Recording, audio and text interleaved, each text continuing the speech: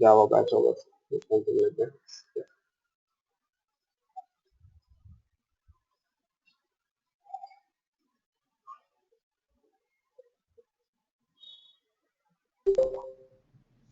So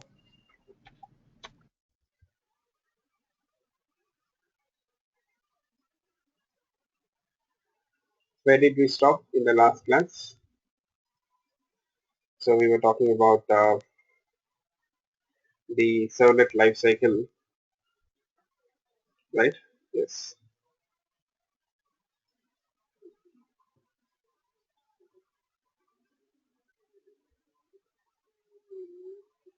So today, and we also saw in the last class how servlets can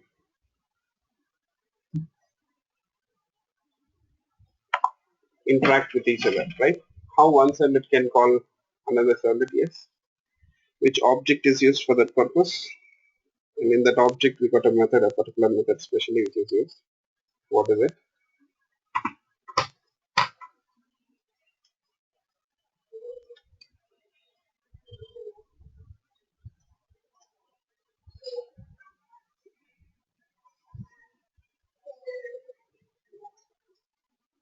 So we got request to dispatcher object, if you people remember. So we got an object called as request dispatcher. Request dispatcher. So we have used request dispatcher. So in the request dispatcher, we got a method. What is that method? Yes.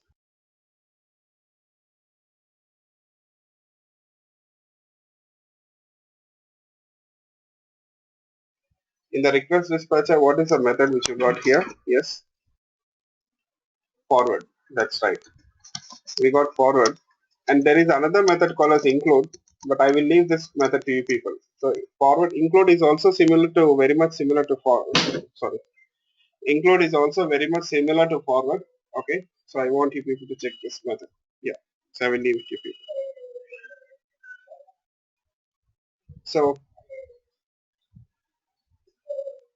So why one servlet will be calling another servlet? Yes. So what is the purpose? Why one servlet will call another servlet?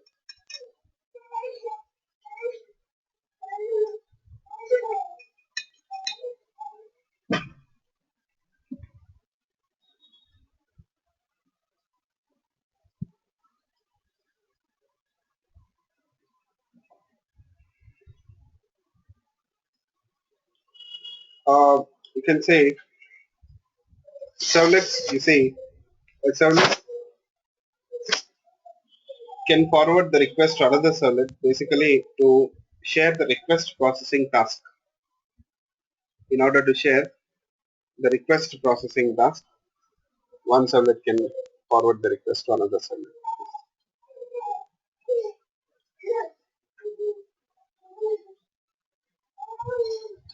Okay, to share the request processing task, you can say. Yes.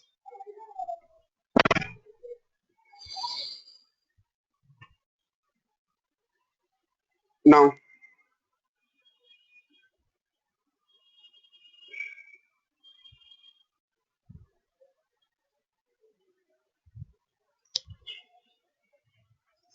let's move on. Today, I'm going to show you people how one servlet can share the data with another servlet. How one servlet will be able to share the data with another servlet. Yes.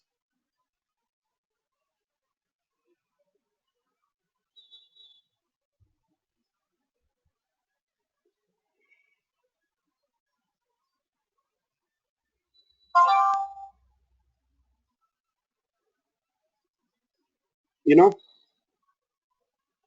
here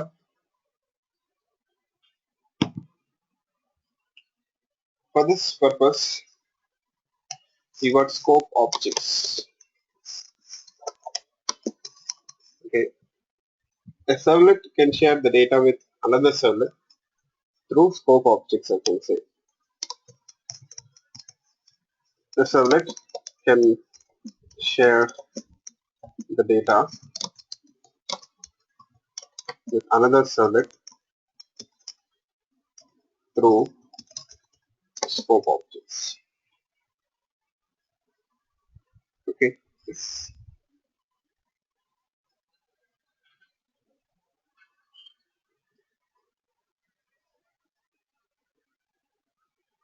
Yeah. So yes, it's better all of you please join this group for any updates regarding the training. So I'll be interacting with you people through this group. Okay. Yes.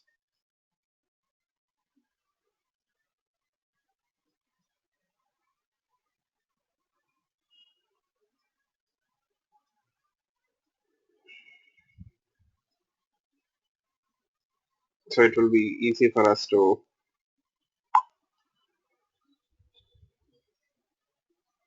be in touch. Okay, instant messaging is always good. Okay, fine.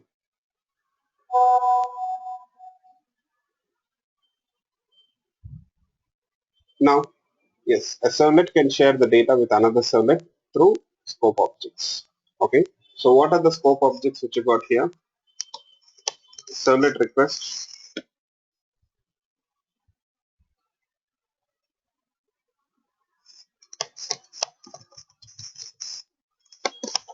servlet context, and HTTP session. So these are the three scope objects which you got. Okay, yes. These are the three scope objects here. Yes, servlet request, servlet context, and HTTP session. Yeah.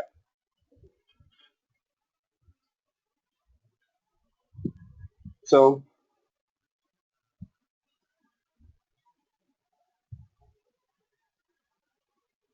a servlet can share the data with another servlet through the scope objects.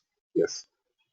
Now you might have a doubt why actually servlets have to share the data. Why one servlet has to share the data with another servlet? Yes. So what do people think? Why a servlet should share the data with another servlet? Because as part of request processing, as I told you people, more than one servlet will be involved, right? More than one servlet will be involved in processing a client's request. So in this case, servlets they may need to share the data with each other. Okay, servlets they may need to share the data with each other. Yes. For example, you see here the login servlet is validating the user, right? Login servlet is validating the user.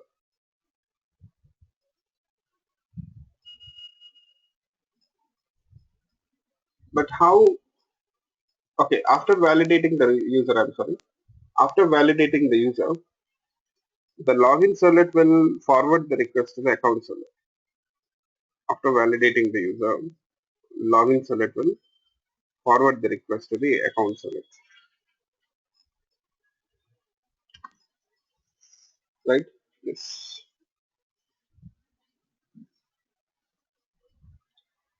Login servlet will forward the request to the account servlet.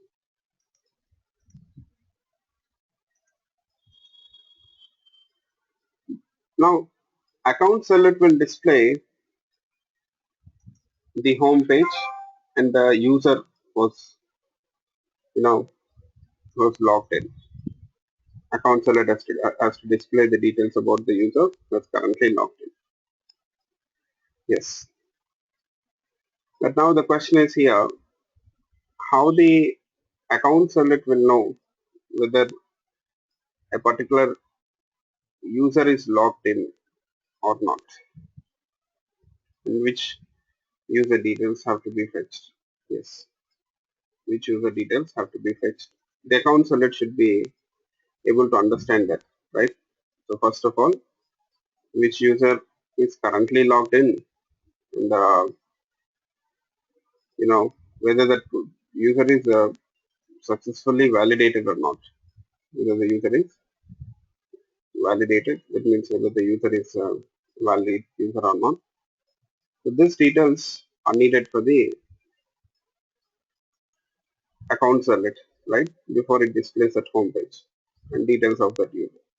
So you got this point here. So hope you people got it. It's account servlet. It has to display the details of the user who is currently logged in, and account servlet should also know whether this user is a valid user or not. So now how the account servlet will know about this? What do you people think? How the account servlet will know about all these details? Who is the user who is currently logged in?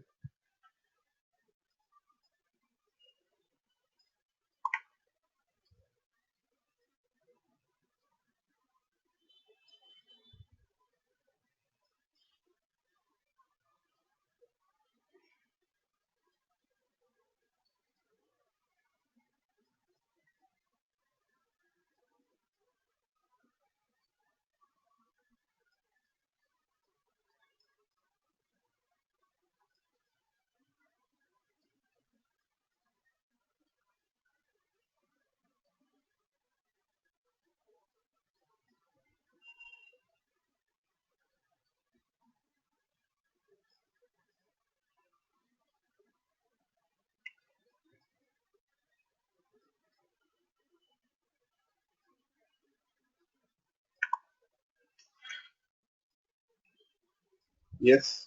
So any suggestions or recommendations? Yes. So yes, Tarun, so you've just joined, right? So now, so we are trying to further, improvise this code which are written. So now what I want to do is, okay, here the request is forwarded from account servlet to login servlet, right? So the request is forwarded from account servlet to login servlet to account servlet. Request is forwarded from login servlet to account servlet.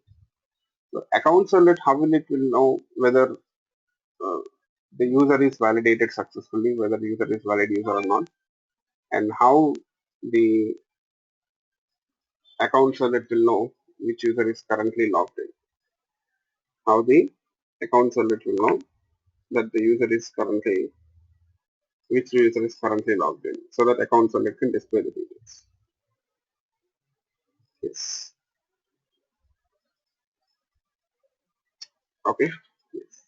So that is the question.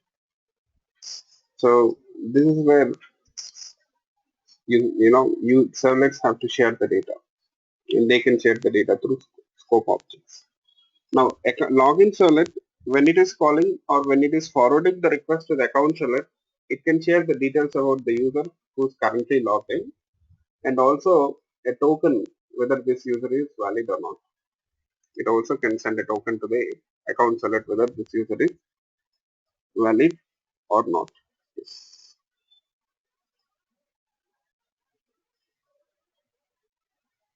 Okay.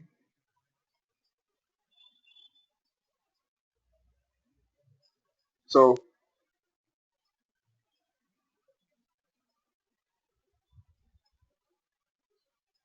you see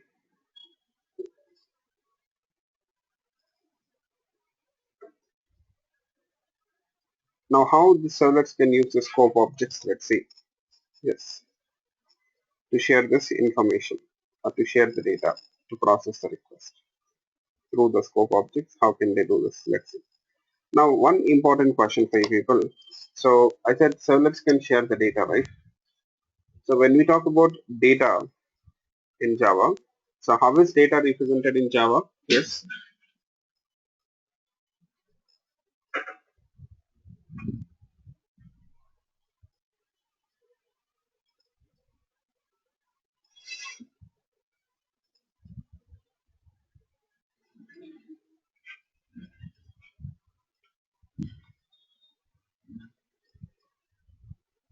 So objects, yes. So the standard data representation in Java is objects, right? Always the data in Java is represented as objects. Yes. Now, when we talk about sharing the data between the servlets, that means it is nothing but, we are talking about the objects itself. Data means objects. Yes. In Java, always the data is represented through objects itself. Yes. Fine. So now let's see this diagram. So which will help you people to understand how the servlets can share the data. Okay. Yes. Now let's say you have two servlets here, servlet A and servlet B. Okay, please follow me carefully. Let's say you got two servlets,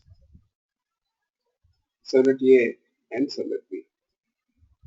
Now if servlet A wants to share the data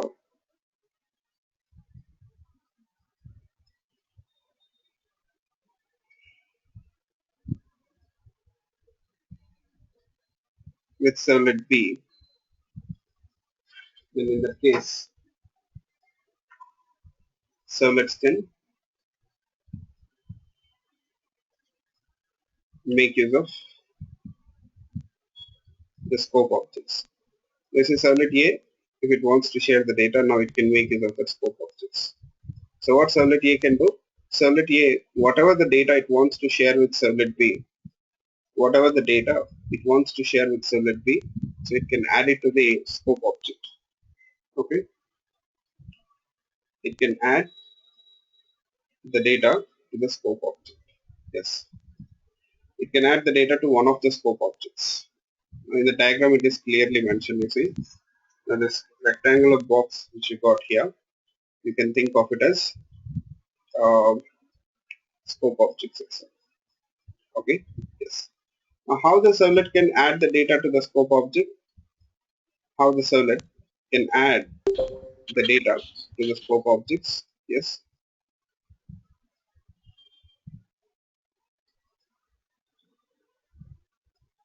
How the servlet can add the data to the scope objects? Yes.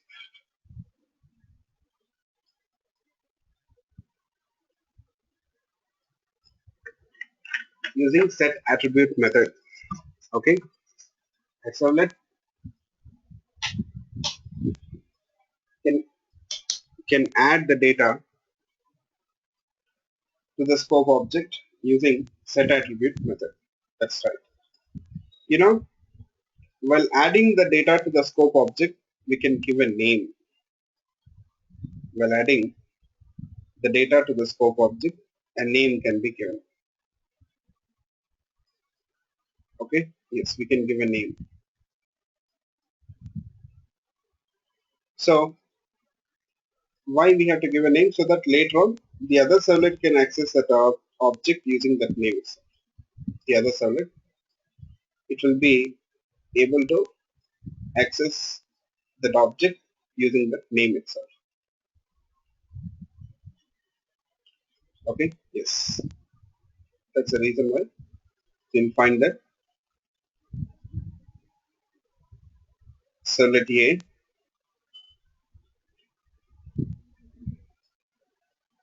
will make sure that it gives a name when it is adding the data to the scope objects. Okay, now the other servlet which is interested in this data, the other servlet which is interested in this data, it can read the data from the scope object itself. So for that here, it can make use of the get attribute method.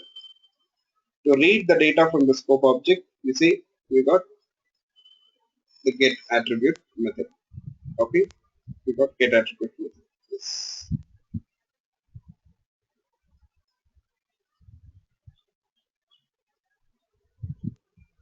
Okay, get attribute method. So to that get attribute method, you'll pass the name of the object which you want to read. So which object you want to read, that object name, it has to be passed on to this get attribute method. Okay, yes. Fine. So this way you see a servlet can share the data with another servlet through the scope objects. Okay, so there is a, you'll find that there is a difference between these scope objects. Okay, yes, definitely there is some difference between the scope objects, but first of all we'll try to implement this concept. Okay, yes. Let's see how to use the scope objects to share the data. So in our example, so which we saw in the last class, where two servlets are sharing the request processing task, here there is a need for that servlets to also share some data. Okay, so what is it? Let's see. Once we'll go through the flow again.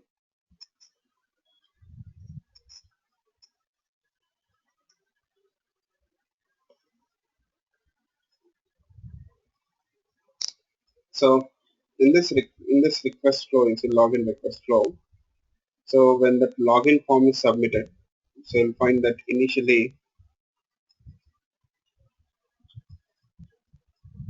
the login servlet will take that request. Initially, login servlet will take that request. It will validate the user. If login servlet finds that the user is valid user, it forwards the request to the account servlet. But now how the account servlet will know so which user is currently validated, okay, who's logged in, who's validated, so that it can display that user details. So it is also better to pass a token value which indicates whether the user is successfully validated or not. You can also pass a token value, so which indicates whether the user is successfully validated or not to the account server. So login select can do that. You can share that user details as well as a token to, which helps the account select to understand whether this user is successfully validated or not.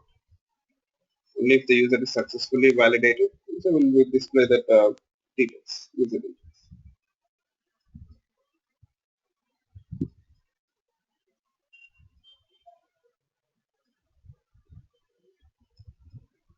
Okay. Yes. So you see now here, if this condition is true, that means the user is validated successfully, and we are trying to forward the request from the login server to the account server. So the request will be forwarded. That is what we are doing here, right? Yes, we are trying to forward the request here. Yes.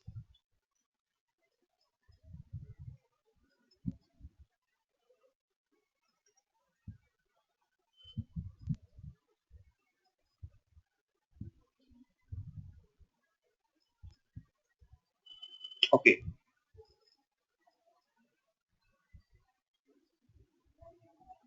You know, before we forward the request to that account server, now I will add this username to the request scope again. Okay. So this servlet, let's say, will add that username to the request scope. How? Using set attribute method. User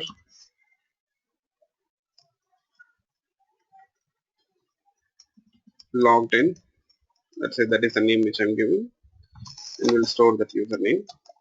And also, I'll add one more attribute. You can add any number of attributes. Set attribute. Let's say validated token. We'll set this value to true. Let's say. Okay. Validated token. We'll set it to true.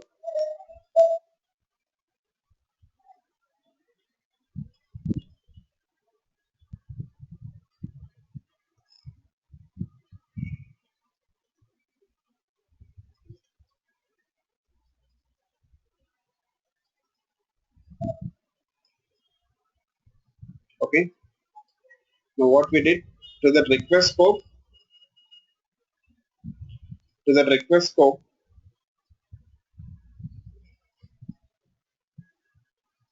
Now we have added two objects or two value settings. One is user logged in and validated token. So these are the two values which are stored. Okay.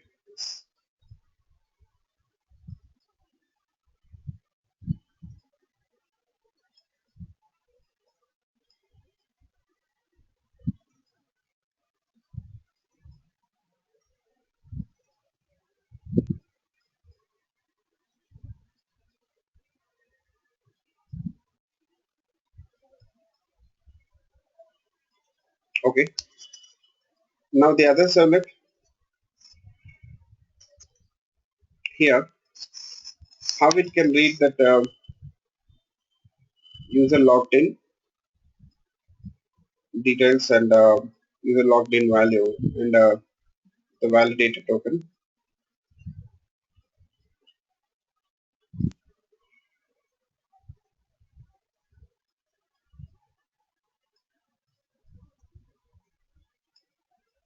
So using get attribute method. Okay. Yes.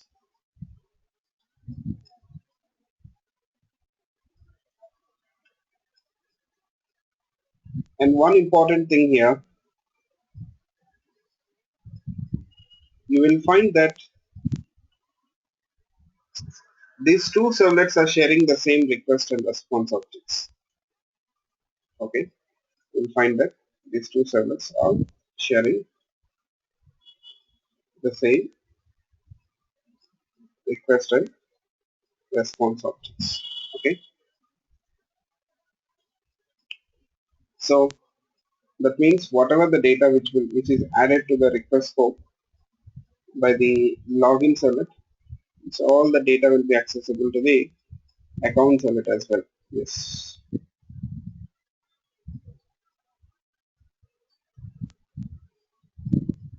All the data will be accessible to account servlet as well because they both are sharing the same request object. Yes.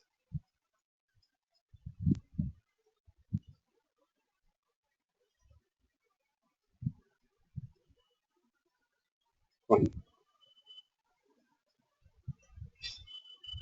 So now account servlet here, so it can use that request object. The request object is forwarded to the account servlet from the login servlet, right? So it can use this get attribute method, username, user logged in. This is a name which you give here, right? User logged in. So this method returns that username. Always it returns object type reference. So we have to cast it again.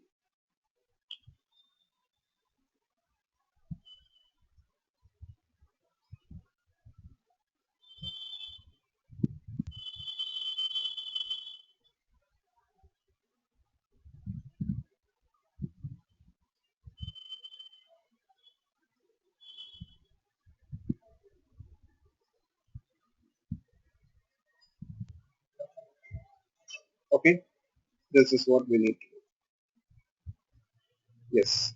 Similarly,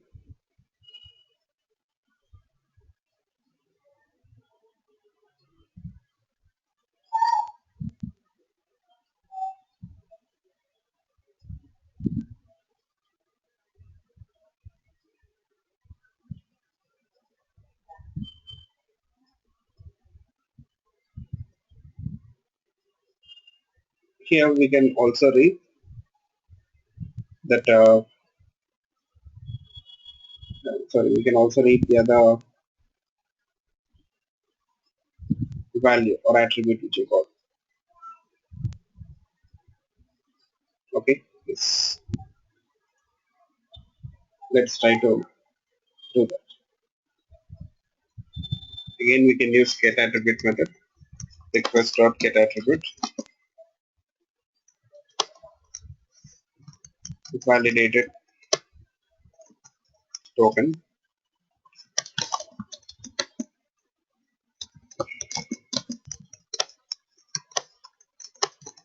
We'll get a string value itself. Yes.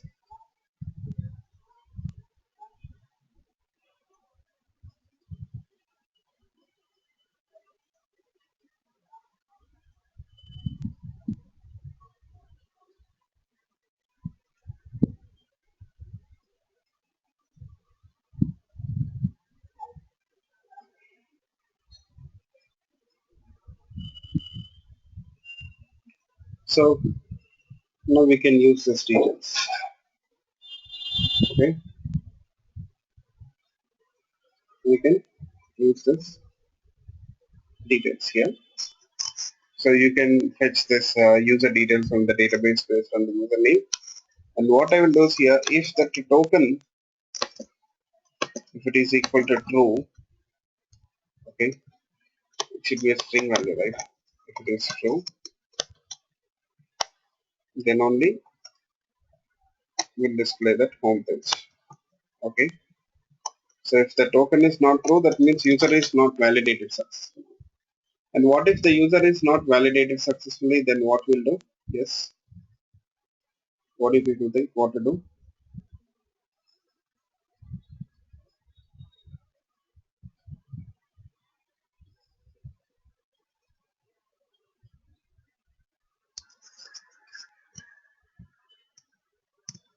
So yes, we'll try to forward the request to the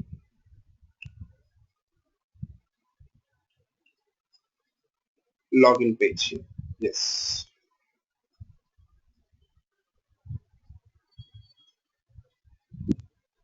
we'll try to forward the request to the login page. Yes.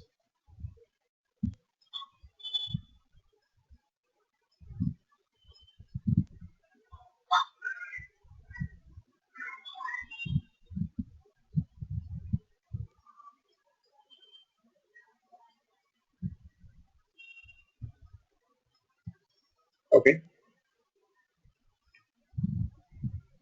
So how do we do that? In the else part, I'll write that code. How to forward the request to the login page?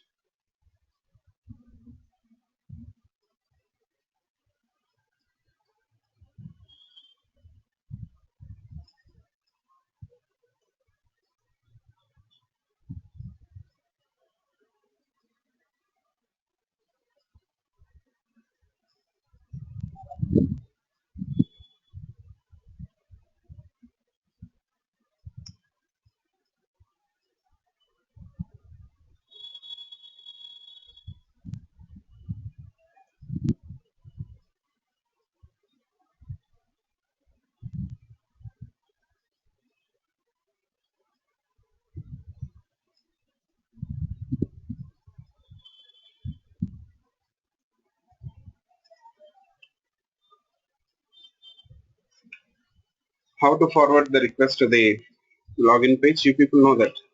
So what do we use? Request dispatch.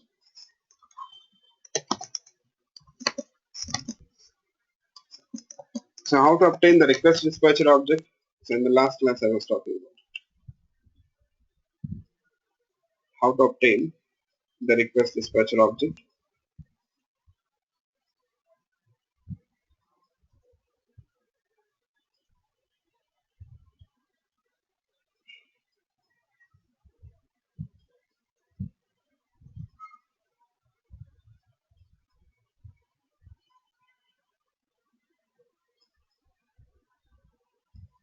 Yes. So in the request object itself, in the servlet request itself, we got a method get request dispatcher. So you can pass that name of that page which you want to call or URL of the servlet which you want to do. So request dispatcher dot forward. That's it. Okay. Yes.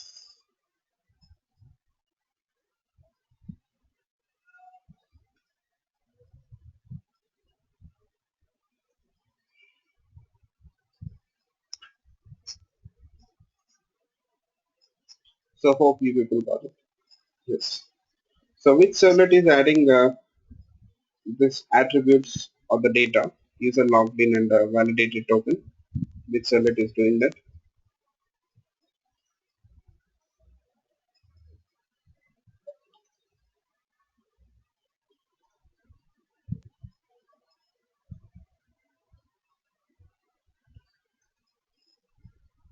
Yes, which cell it is adding the user logged in details and the validated token to that request scope, which cell it is doing it.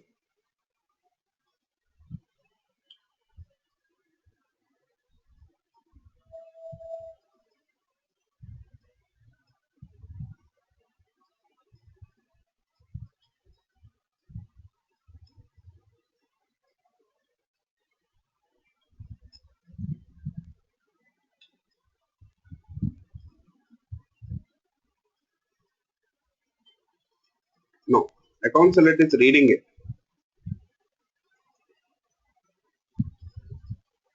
Which cell it is adding these details? Login cell it. So login cell it is adding the details, right? The user details and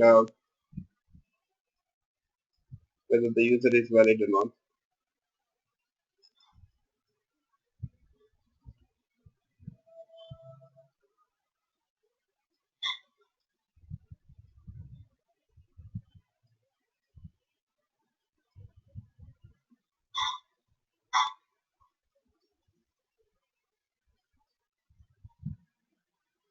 Okay.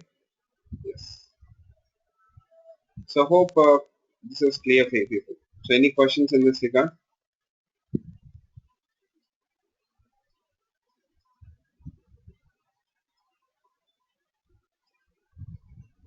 So first of all, let's try to run this code. So meanwhile, you can think about it if you got any questions.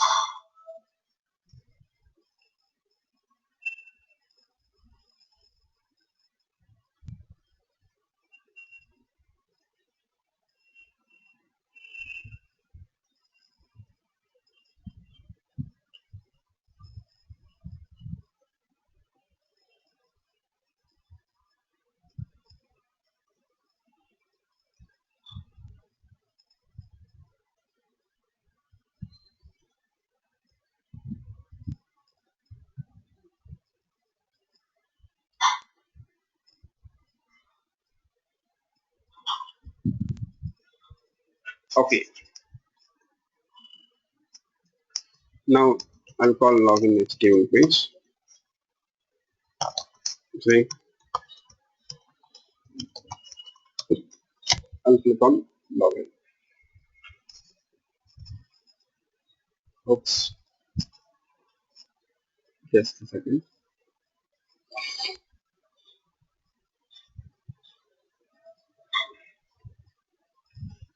It says class cast exception cannot they convert from boolean to string. Oh, okay.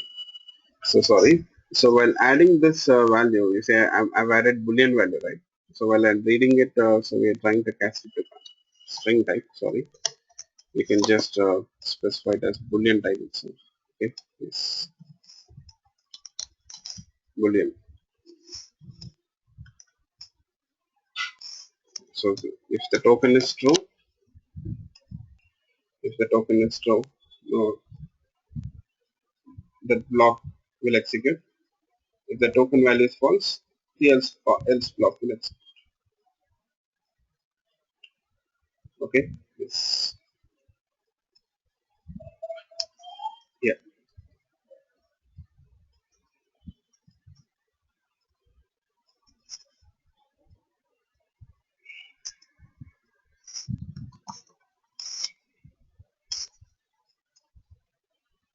yeah.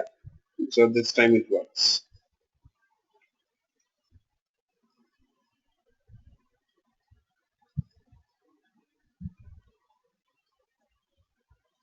So is it clear? Any questions?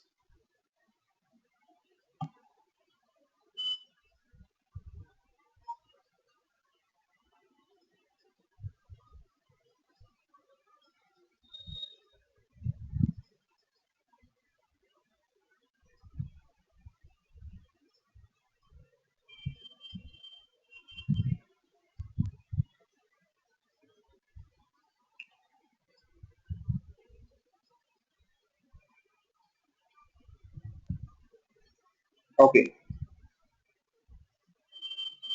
so now servlets can also share the data through the other scope objects. So we got other scope objects also. So what are the other scope objects which you got here?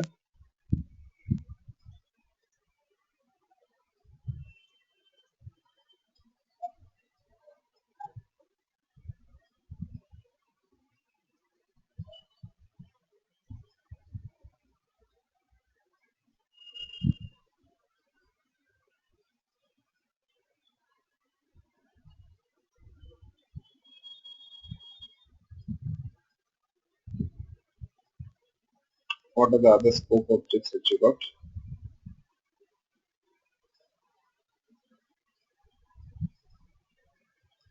Context and request. Now to the other scope objects also we can add the data the same way. But in this example, so the request scope is only relevant. But once I'll show you people how we can add the data to the context scope. Okay. So for suppose here, so we'll try to add an object to the context scope here. Okay. So in order to add the data to the context scope, first of all you have to fetch that you have to obtain that servlet context object. Okay. If you want to add or share the data, if you want the servlet to share the data through the context scope, so first of all you have to make sure that you obtain the context object. So how to obtain the servlet context object? Yes,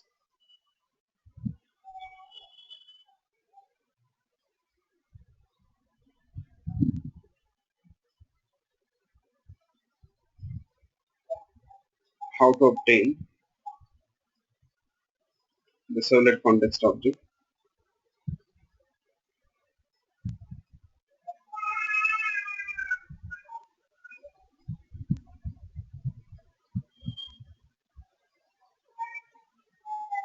In the last class, we saw there are two different ways which we can use to obtain a context object. What are they?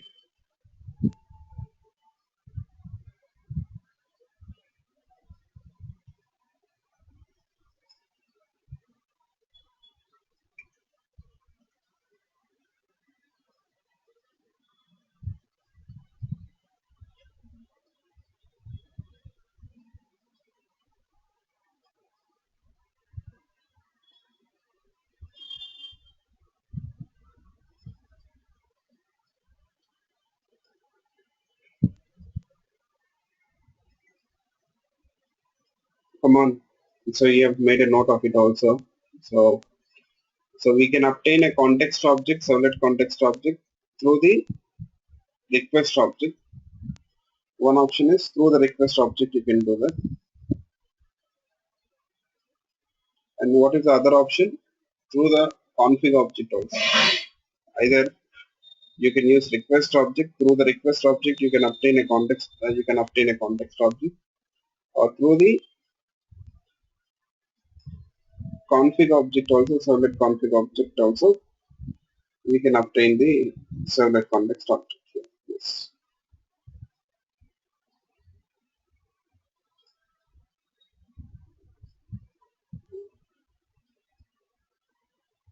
So you can use any one of the option. Yes. Okay, fine. So first I will obtain the context object here this way. Get servlet context.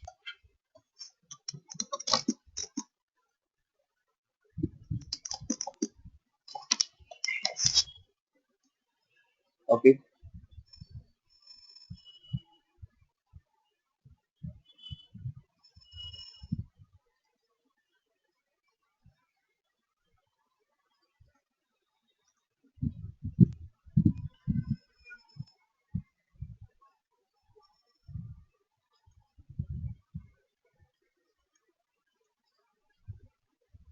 So this way, first of all, we can obtain the context object. Now I would like to add some data to the context object here. So how can we add the data to the context object? Again, you know what? Yeah, sorry. We use the same method. What is that method? You got set attribute method, right? So you'll find that we can use the same method, set attribute method. We can use the same method, set attribute. Yes.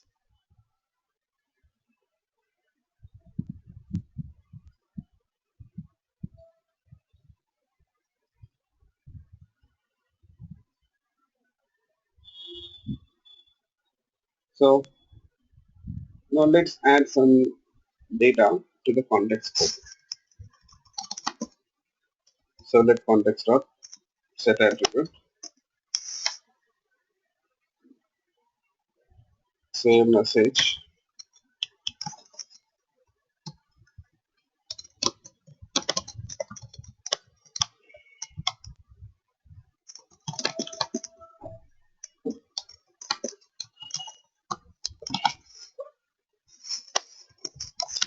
You see in this line number 49, what we did.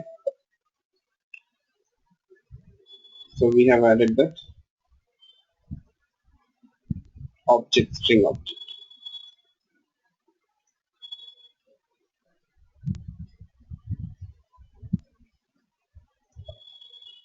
So it is added to the context scope.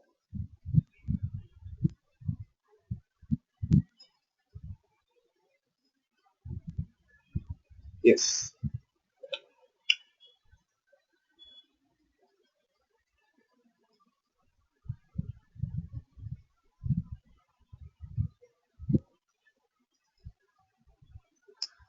Okay.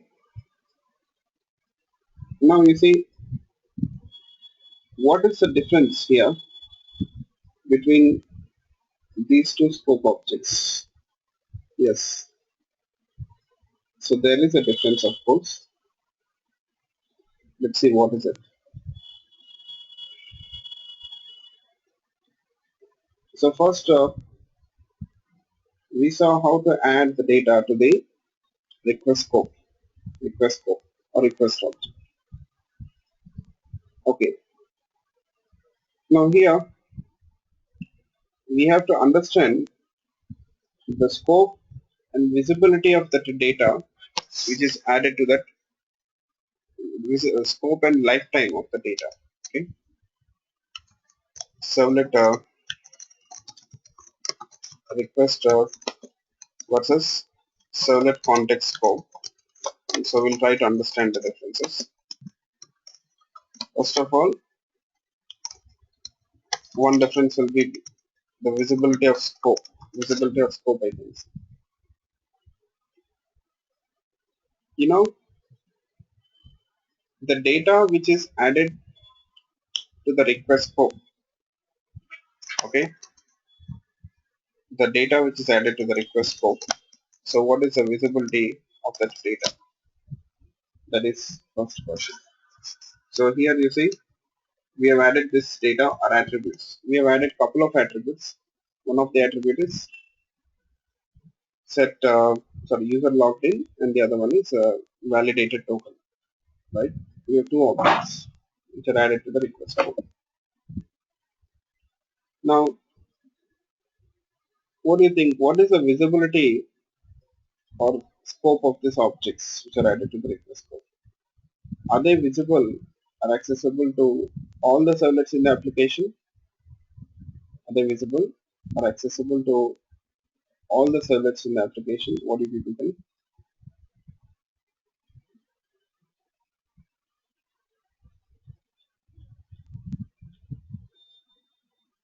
Yes. Are they visible or accessible to all the servlets?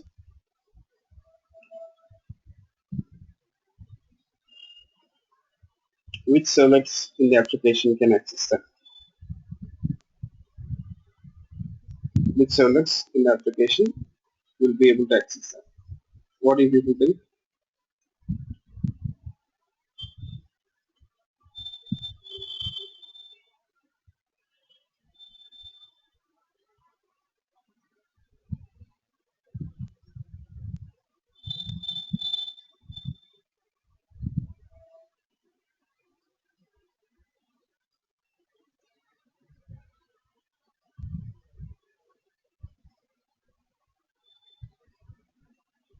You know, the data which is added to the request scope,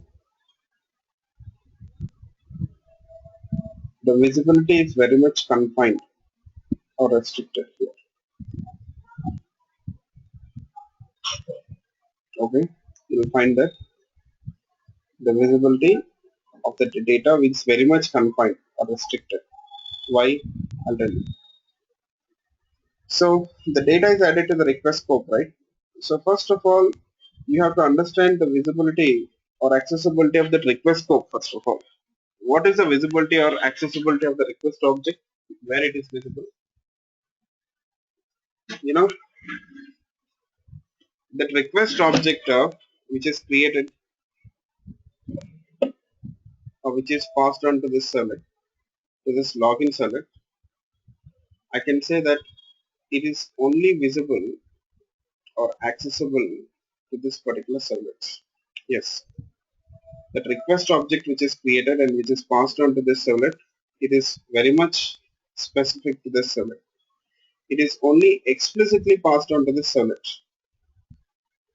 Okay, yes. So for each request, every time a request is placed by the clients, okay, what the server does is, or what your container does is, it creates that request object, adds that request information to that request object, and it will pass that request object reference explicitly to this particular server. So the other servlets will not have access to this particular request object. Each time a client places a request, you will find that a new request object will be created and the request information will be added to that request object. And it is passed on to a particular servlet explicitly. It is always passed on to a particular servlet explicitly here. That's it. So hope you got this.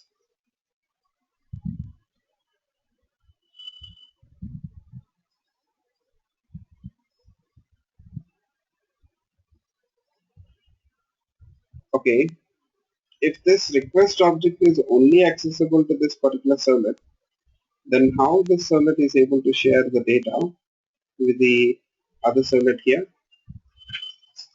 Because this servlet is passing that request object reference explicitly to the other servlet with which it is trying to share the data. You'll find that here, this servlet, what it does, it will explicitly, it will forward that request object to the other servlet, so with which it is trying to share the data. So with which servlet it is trying to share the data to that servlet, it will pass this request object reference. It will pass this request object reference explicitly. Yes. Through the forward method, it is passing that request object. So that's the reason why the other servlet, here is able to read the data from the request flow. The other servlet is able to read the data from the request flow. Okay. Yes. So I will write down that code, that notes here. So the servlet request object is explicitly passed on a, to a particular servlet. It is only visible to a particular servlet.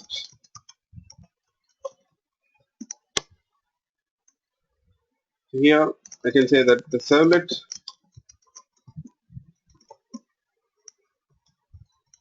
when it is sharing the data through the request scope, then it has to explicitly pass on that request object reference to the other servlet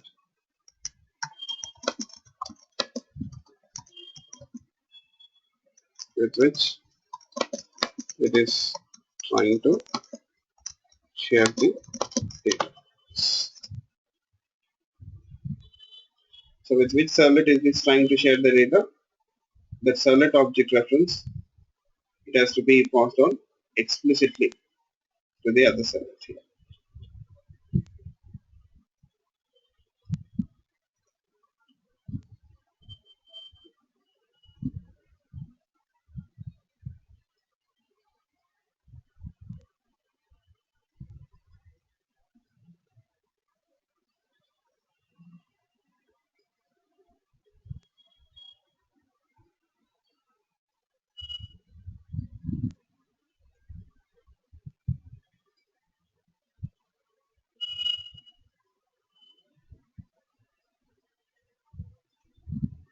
Got it?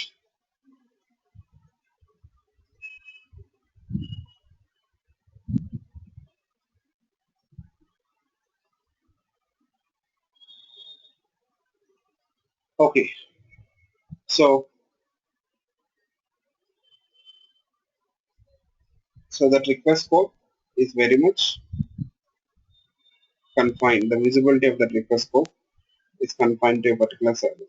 So it has to be shared with the other servlet explicitly in order to share the data as well. Yes.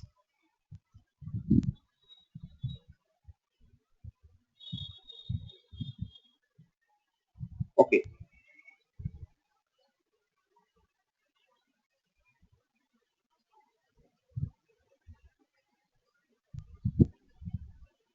What is the lifetime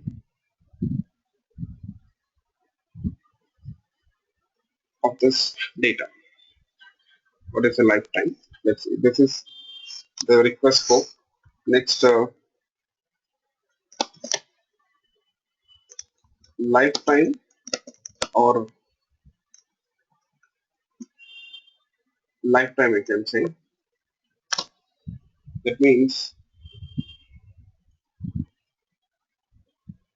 how long the data will be retained. How long the data will be retained in that request scope. And I can say lifetime of request scope here. Okay. So we are talking about request scope itself.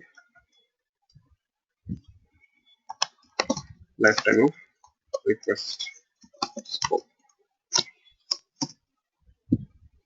So lifetime means how long this request object will be retained. Now you have to understand when this request object is created and how long the request object will be retained. You know when the request object is created? Any idea? Yes. I hope you know the answer for this. When exactly the request object is created. So what do you people think?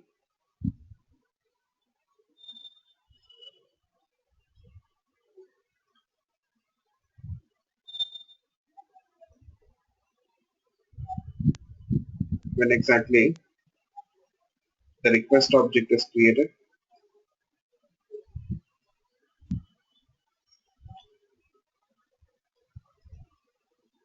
Yes.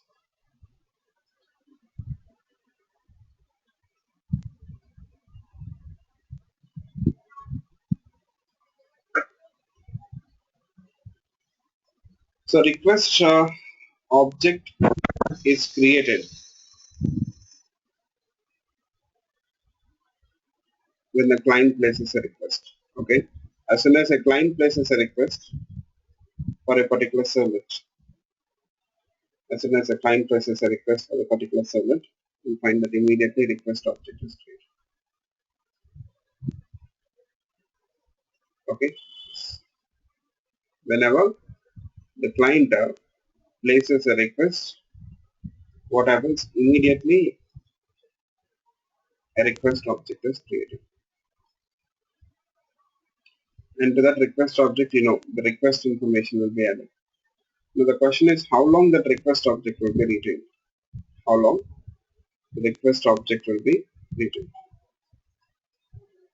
So what do you people think? How long the request object will be retained? Yes. How long the request object will be retained?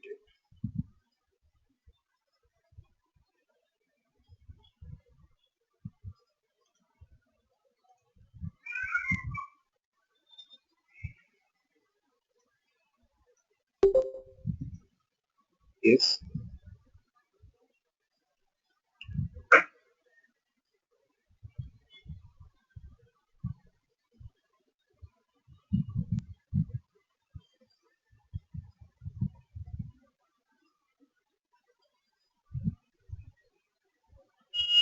You know, the request object is created. Request object is created when a client places a request, and it is retained till that request is processed. So once the request is processed and the response is dispatched to the client, once the request is processed and the response is dispatched to the client, immediately that request object will be destroyed. Immediately the request object will be destroyed. That is what I can say. Okay.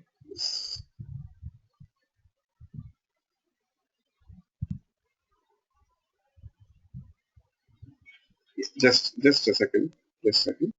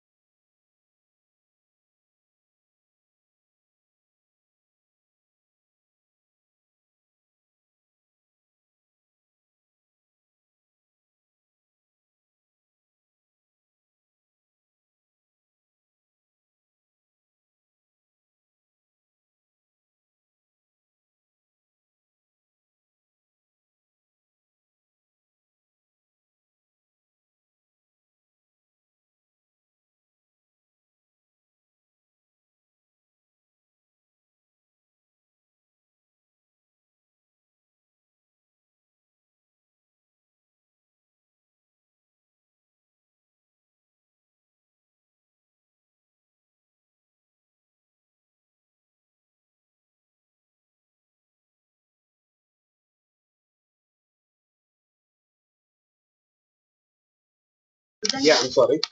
Okay.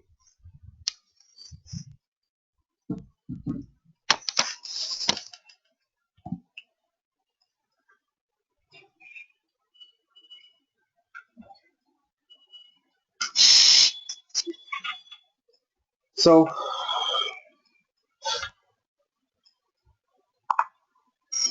sorry. So here, you'll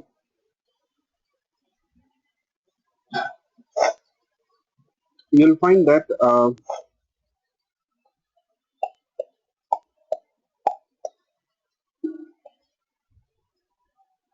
the lifetime of that servlet, as I told you people, sorry, of that request object is till the request is processed. Okay, yes. So I can say that servlet request object is created by the container when the client places a request or when it receives the request from the client.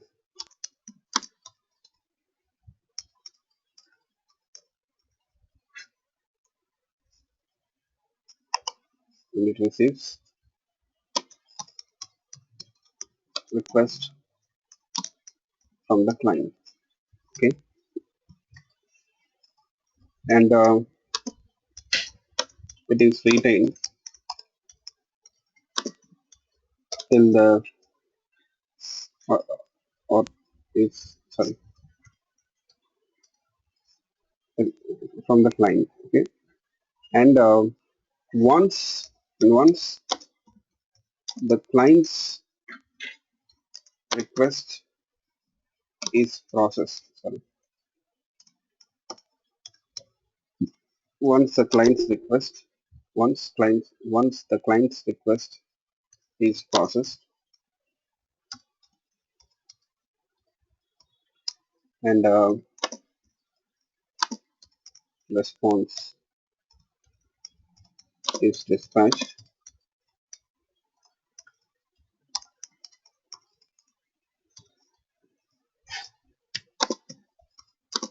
the request object will be destroyed. Request object will be destroyed.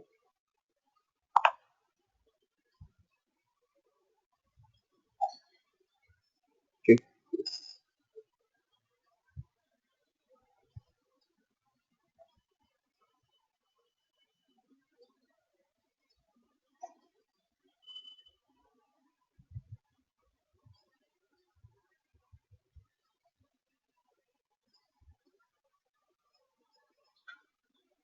So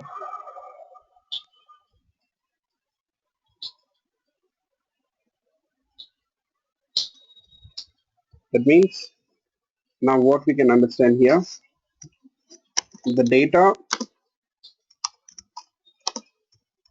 which is added to the request scope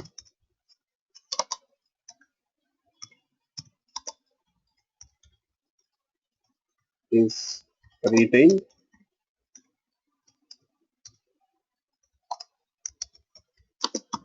till the request is processed. That's it. Okay, till the request is processed.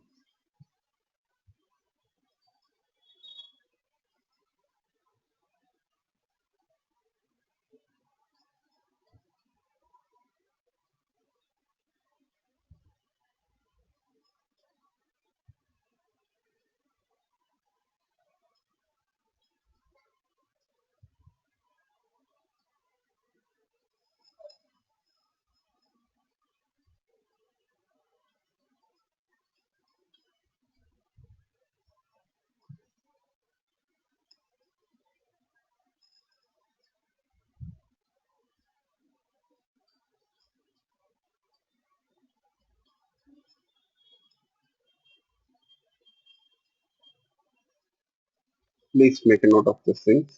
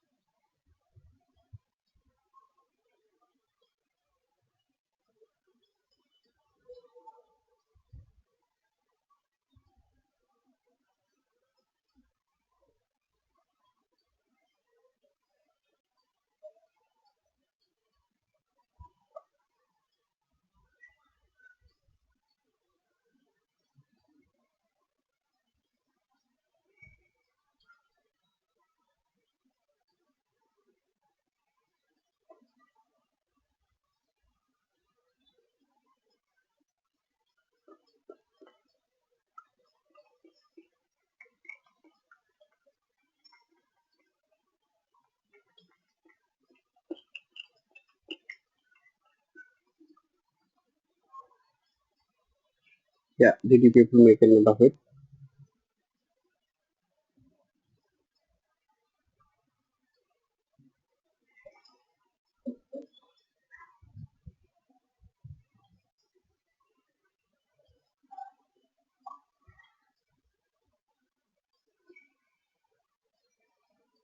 Okay, so hope you people understood. So now, just I want to confirm from you people. So how long the data which is added to the request scope will be retained?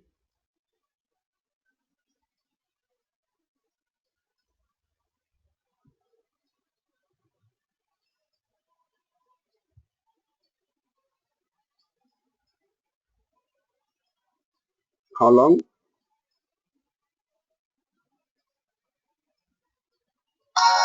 the data will be added to the request scope will be retained?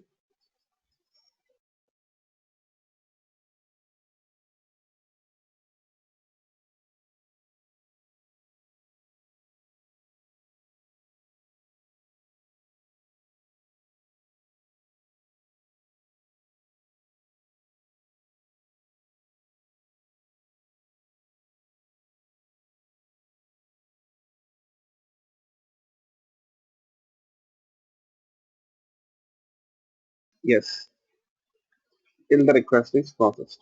So whatever the data you'll add to the request scope will be only retained till the request is processed. So this is about the request scope here. Okay, this is about the request. Yes. Now let's try to understand context scope. Let's try to understand context scope.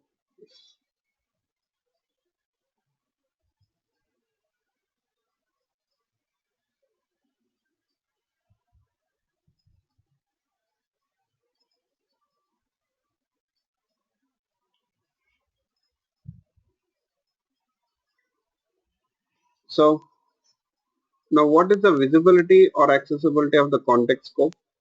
I guess we have discussed about it earlier. The visibility or accessibility of servlet context scope.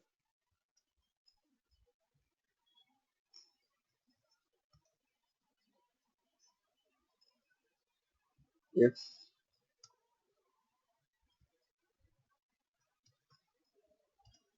So servlet context scope, visibility or accessibility.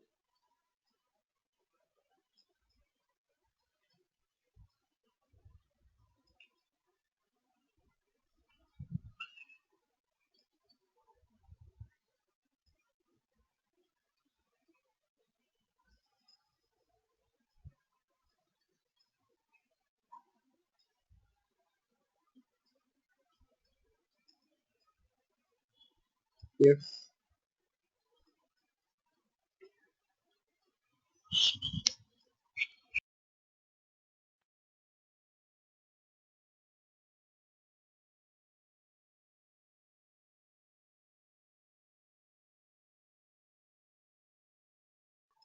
Yeah. So what is the visibility of the context scope?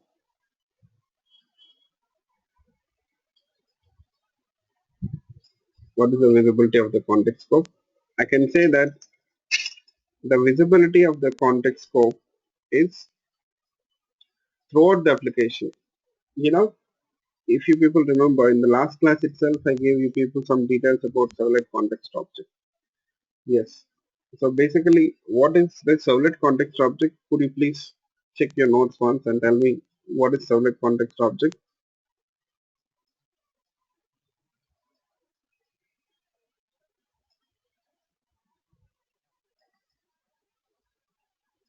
What is servlet context object?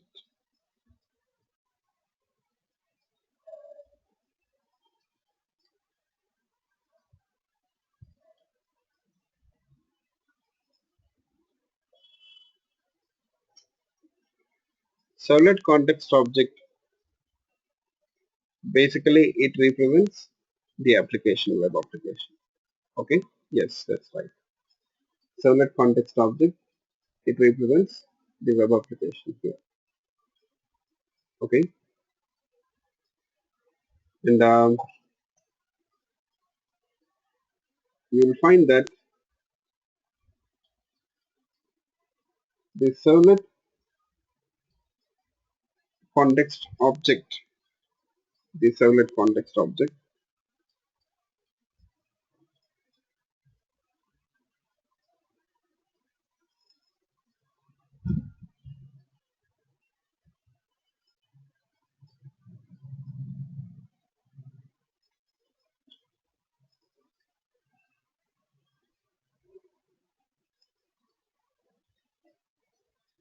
is visible or accessible to all the servlets in the application by default.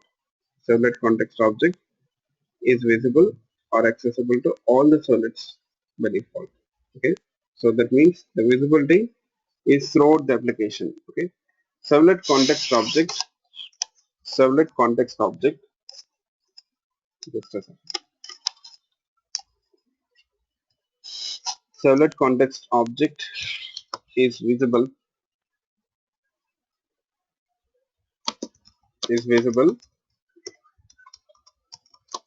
or accessible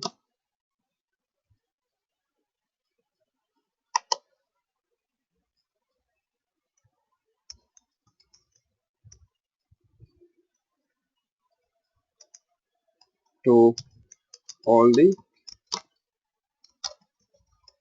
servlets in the application. Okay, that is the visibility. That means here, if the data is added to the context scope, I can say that the data is accessible to all the servlets in the application. The data is accessible to all the servlets in the application. Okay, so the data added to the context scope. So context scope means servlet context. I mean, added to the context scope is accessible to all the servlets in the application. It is accessible to all the servlets in the application. Okay, yes.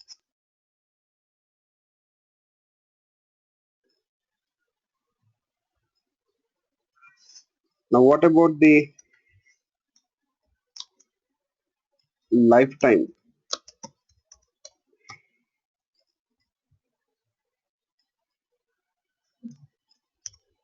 So, when the context object is created and how long it is retained?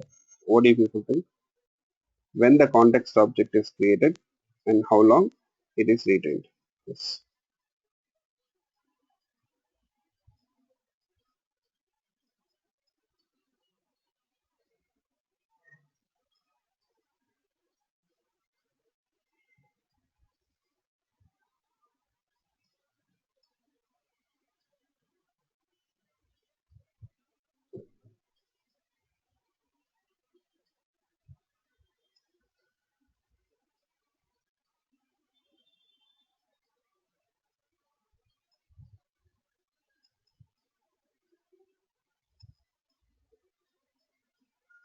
Yes, that's right.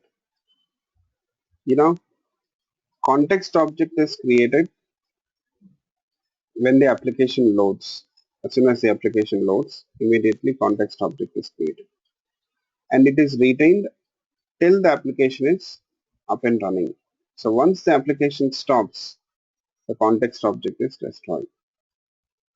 Okay, that means, so I can say that already I gave you the notes regarding that. Okay, please refer to it. So the data added to the servlet context scope, or context scope I can say in short, is retained till the application is up and running, I can say. Okay, so the visibility is global. The context scope visibility is global, and the data also which is added to the context scope will be retained for a long time till the application is up and running. That is about the context scope. So is it clear for you people?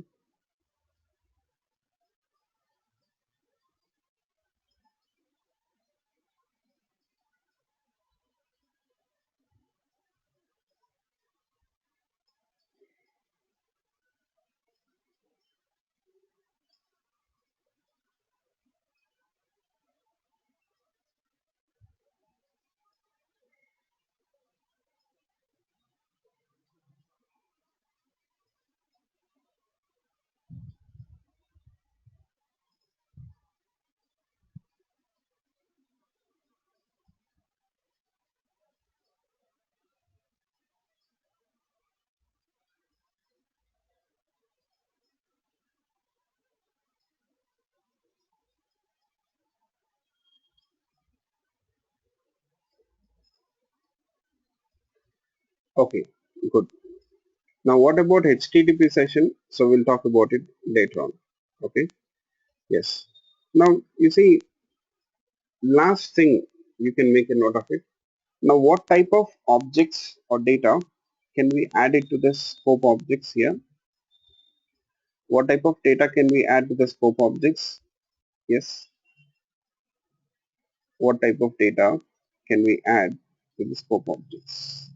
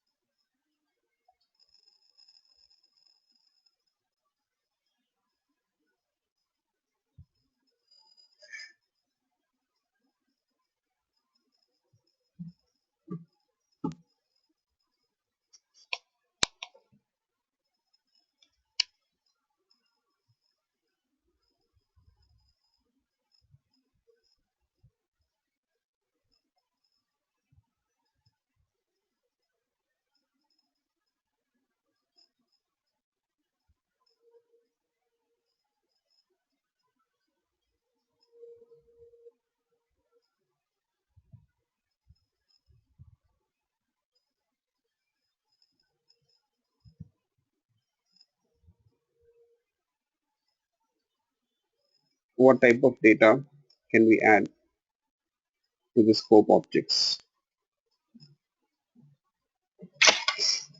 Sorry.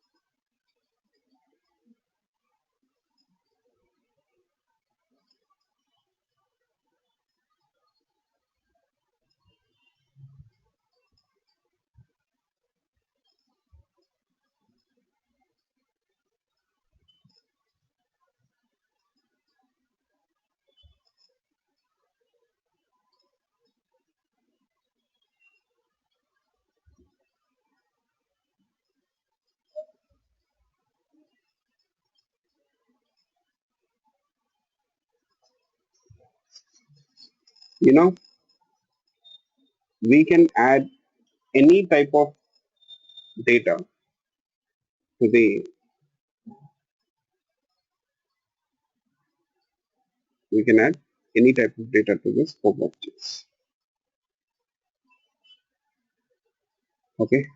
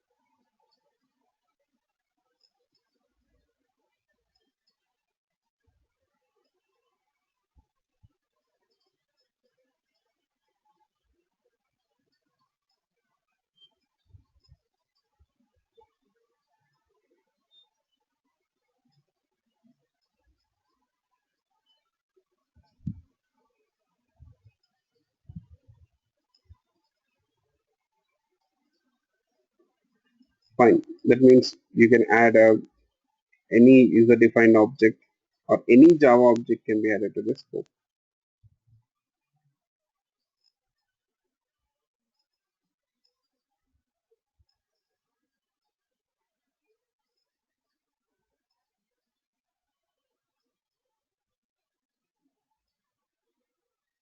Fine. Now let's move on. So HTTP session scope, I'll talk about it later, and we'll see applications of this scope objects definitely. Okay. Yeah. Next,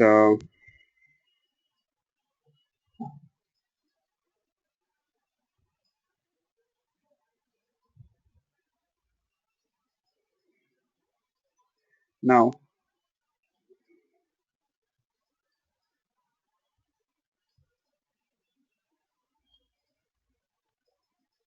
we'll see an application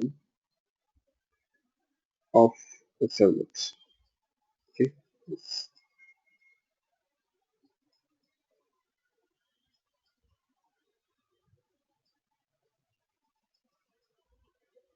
Now let's say you've been given the task of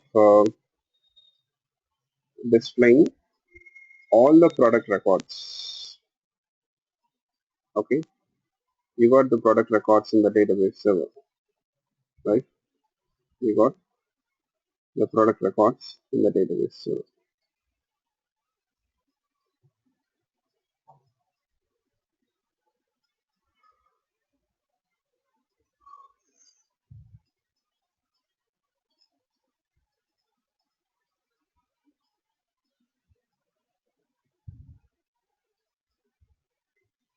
Okay, so we have to create a servlet, so it will fetch all the records from the database server, and it is supposed to print that product records in a table. It has to print the product records in a table. Okay, yes.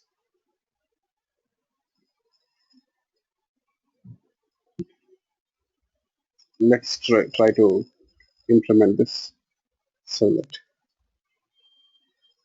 So I'm going to create a servlet here first of all.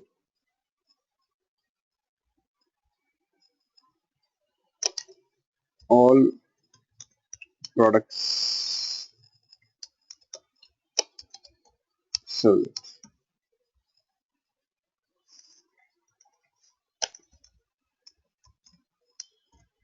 Okay,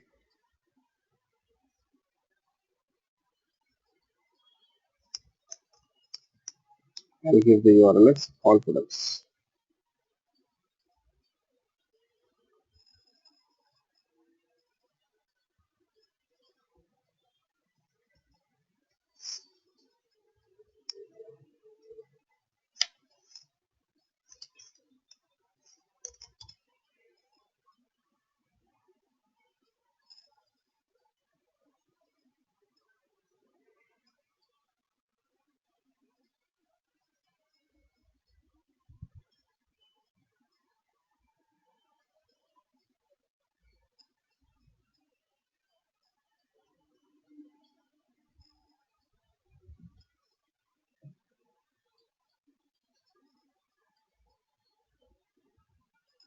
So this servlet, when it is invoked,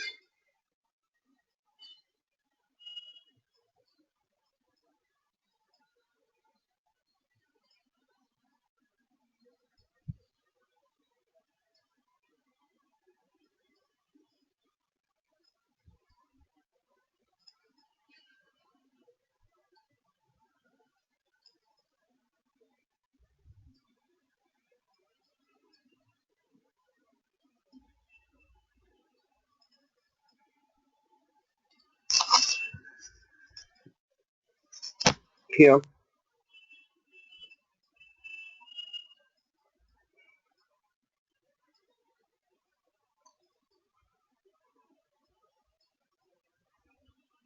I want to fetch the product records. So for that, I'm going to take the help of the DO. We got a DO, product DO, which is responsible to interact with the database server, right? So I'm going to use that DO. Yes.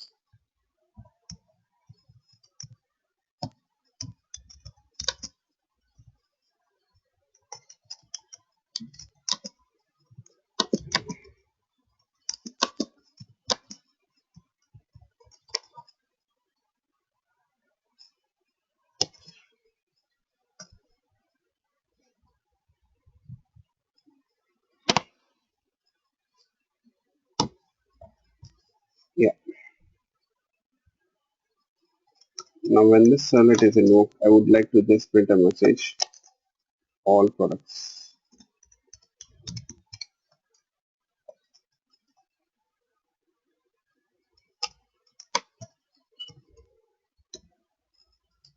And we got this method called as get products in the DO. You know what this method returns? Yes.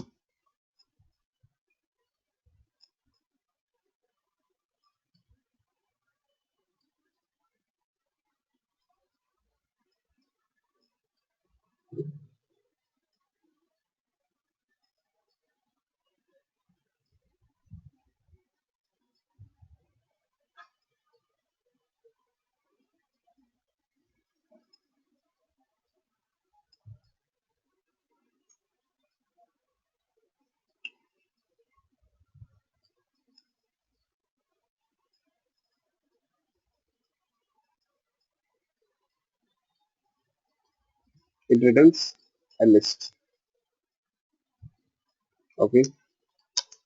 So this get products method will fetch all the product records from the database server, will transform them into product objects here and returns that list. Okay, you'll get a products list. That is what happens. Now,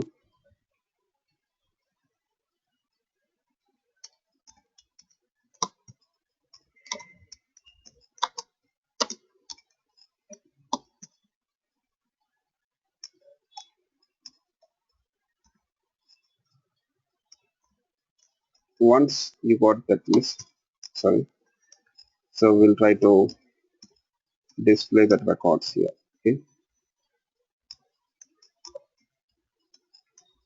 so that we will create a page, a HTML page.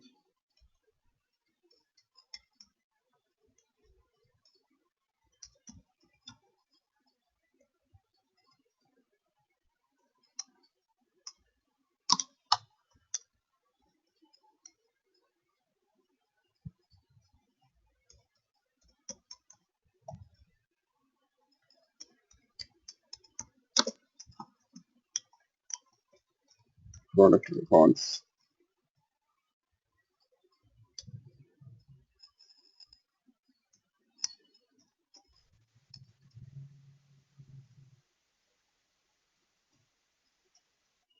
Okay,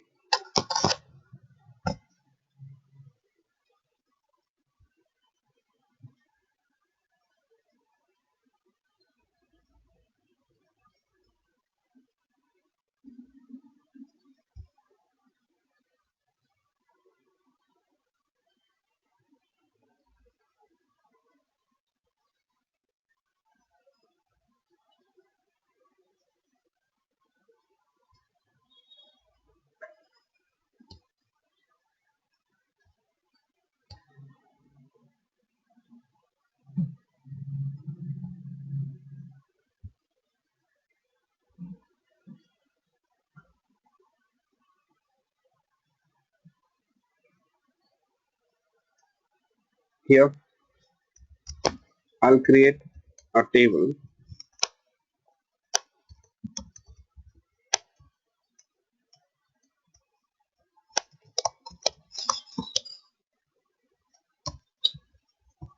So we'll add a border to this table. So in this table, we'll display the product record.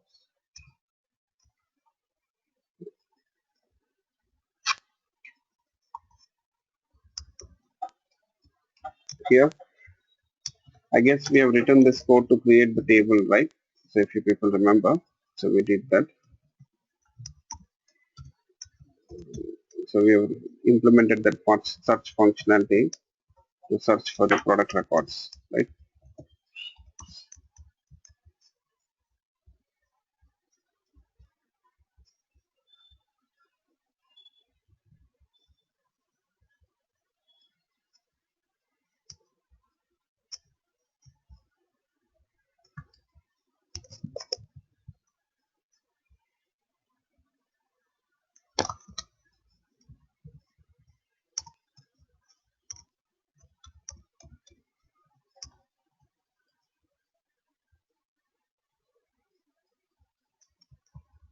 So now you see I'm adding a row with the column headings, okay?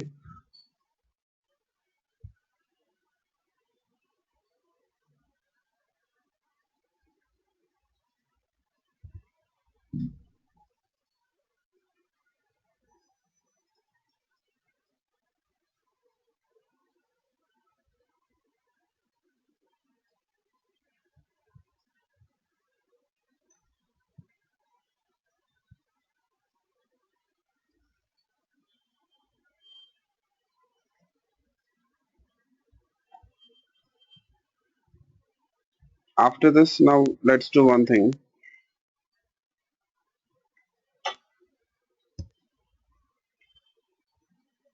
We'll try to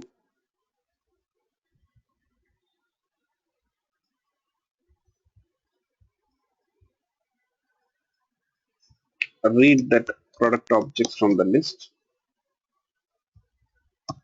I'll use a for each loop. We'll display the records.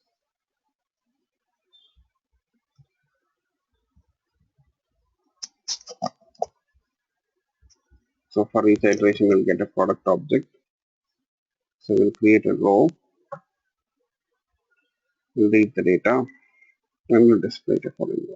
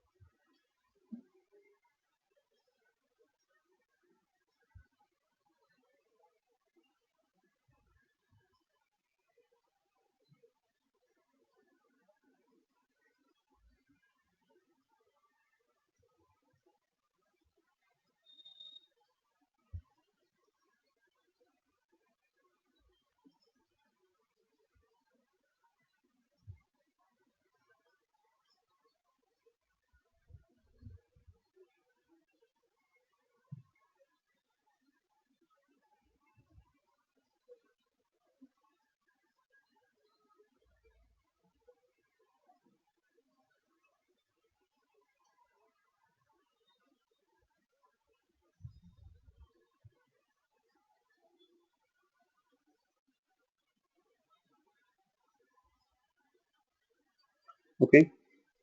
So what we are doing basically, first of all, when this servlet is called, so it will take the help of the DO to fetch the product records. You got a method get product. So in the DO, I'll show you that get products method. We'll be using it.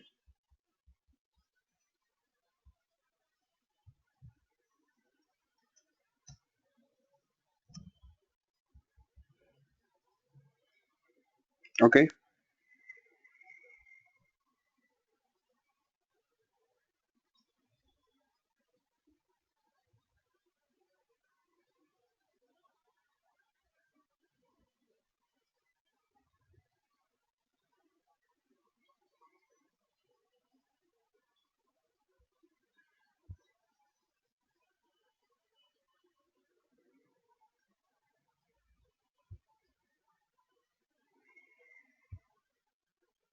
So this will execute this very select query.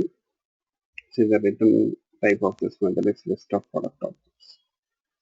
So it will establish the connection, it will fetch the records, will transform the records into product objects and will return that list.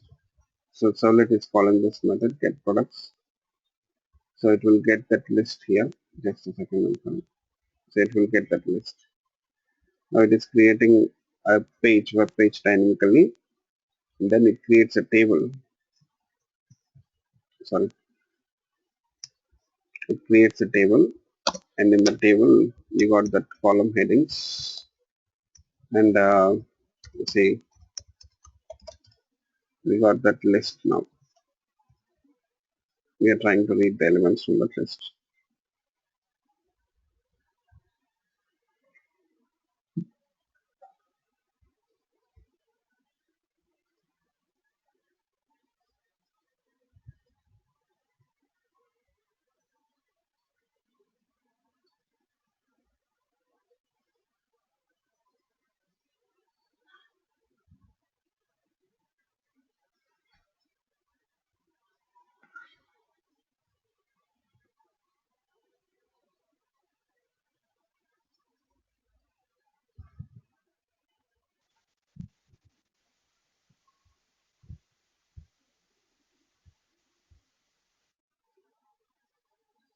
Okay, fine. So how many rows will be created here in this case? Can you tell me?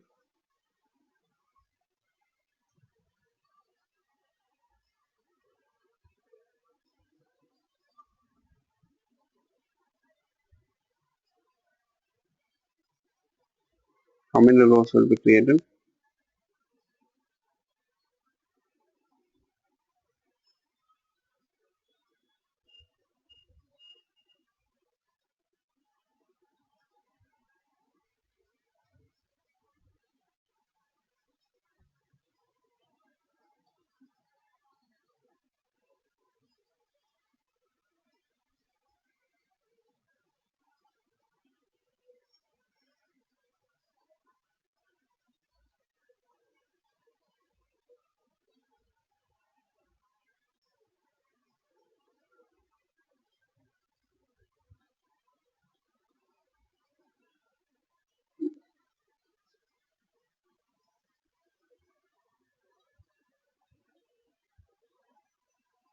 No, no, this one. So actually it depends on the number of elements in that list. If you got 10 elements in that list, if you're using a for each loop here, right, the highlighted code, if you got 10 elements, then 10 rows will be created. So if you got 20 elements, 20 rows will be created. So always depends on the number of elements in that list.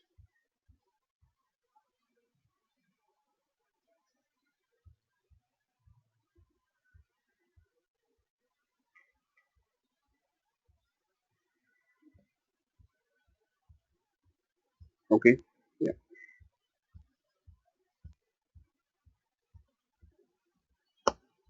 So now let's test this code. I'll deploy this application on the server.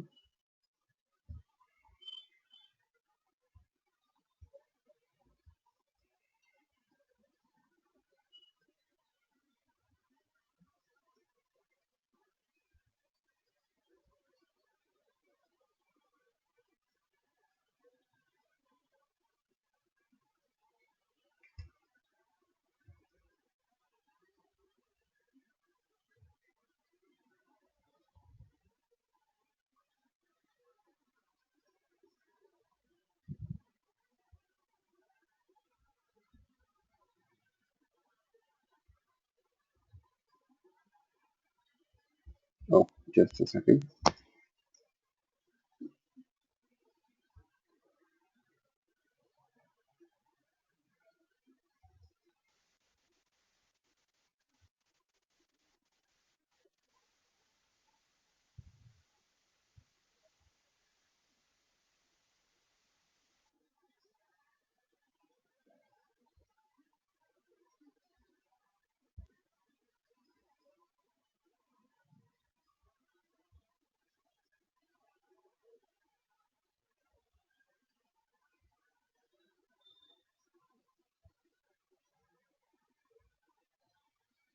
Now, how do we call that servlet? Just now we have created also all servlet, right?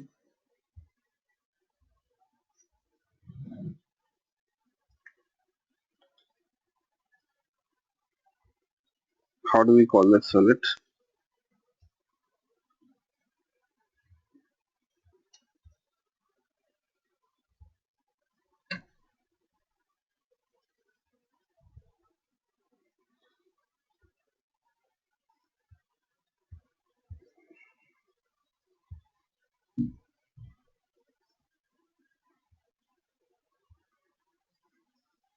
So we have to use the URL of that solid. Okay, we don't need any form. What is the URL of that solid? All products. That's it. All products. You see, I've placed a request for that solid here. Okay.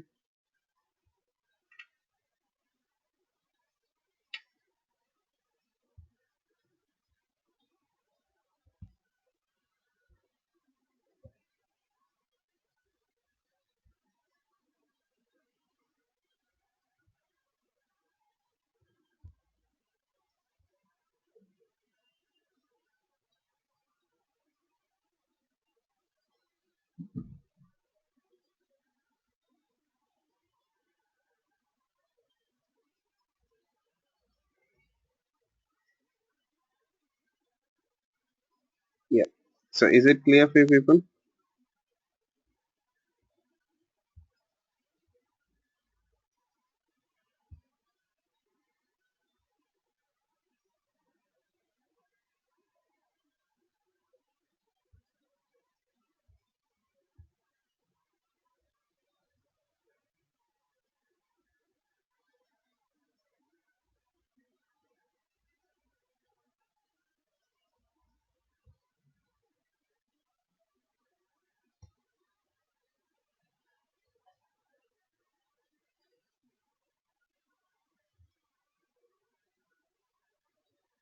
Yes. Any questions? Please let me know.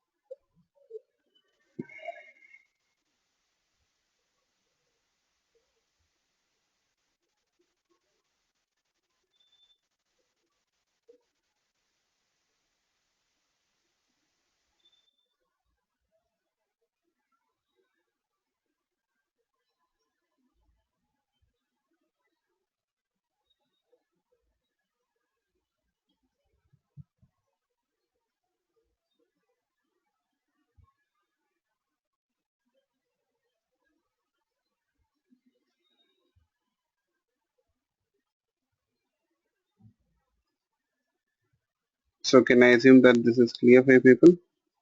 Yes. So now you understood that we can just directly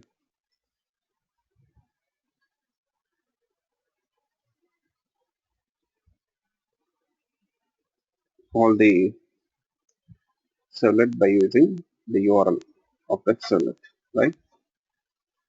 So you see, we have created a web page dynamically, so which is displaying all the product records here.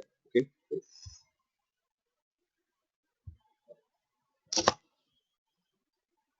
So hope you people got it. Fine. So if it is clear, I'll stop it here today.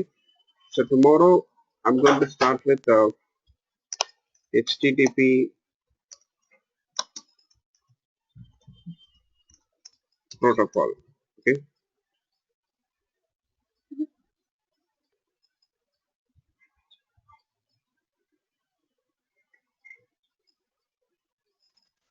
Okay. HTTP protocol. So we'll talk about HTTP protocol, and I'll also, once you're done discussing about this HTTP protocol, we'll see how to create a HTTP servlet. Yes. So learning HTTP is very important. Okay. So not only for this servlets in JSpace, it will help you people, but it is very important in web services as well, especially if you are developing, you know, SOAP based web services and RESTful web services, especially RESTful web services. HTTP protocol is very important. Your RESTful web services, they are based on HTTP protocol itself. Okay, yeah, fine. Okay, so let's meet tomorrow and continue this discussion.